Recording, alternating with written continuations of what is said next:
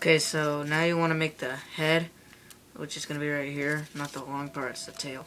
So to do that, take about an inch off from the wings, like that, fold it like this, fold it the opposite way, in the same crease. Now you're going to look right here and kind of open it. There should be like this little V, push that in, and you should have something that looks like this. Now you're just going to do the same thing. So make a fold like that. Now one more time. And this is the tinier fold, so it might be a little more difficult. So you're gonna push it in like that. Okay, now for the wings, you're gonna give it more of a parrot look. So to do that, you're gonna look at this pointy part right here and make a reverse fold.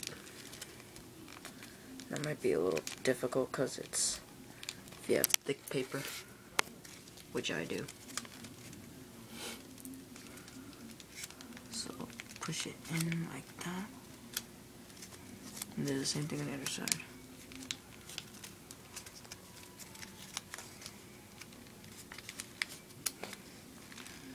And there you go, you have the wings. Now 2 more steps. The claws, you're gonna fold them down like that. You're gonna open it a little bit, push it in. You're making a reverse fold on the claws so that they can like hook on the stuff. And the same thing on the other claw. So open it up, push it in like that, and you have the claws. See, hooks on. Now you're gonna, this is the difficult part. Look at like the middle, you're gonna kind of push it in like that.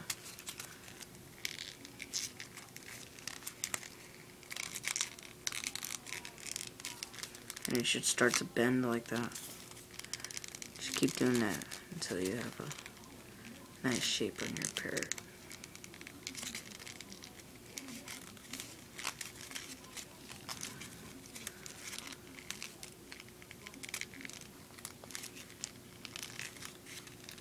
Like that.